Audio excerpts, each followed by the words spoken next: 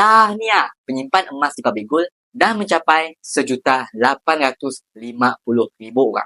Dan si Datuk dah dapat manfaat menyimpan emas dengan lebih murah, mudah dan patuh syariah.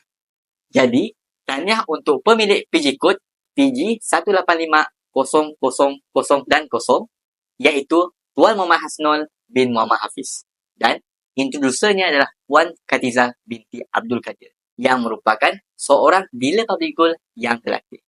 Si Datuk masing-masing menerima kurban 1 gram emas setiap seorang. Jadi tuan-puan, jom rami-rami kukuhkan keuangan kita dengan memulakan simpanan emas demi kehidupan yang lebih baik dengan Public Gold. Jangan bingung, RM100 pun dah boleh mula simpan. Dan siapa tahu, tuan-puan pemilik bertuah sama yang memenangi hadiah seterusnya, iaitu untuk PG kod PG1888888 dan 8. Nak mulakan kini itu, boleh isikan detail di back video bawah. InsyaAllah kami akan bantu tuan-puan dengan sebaik.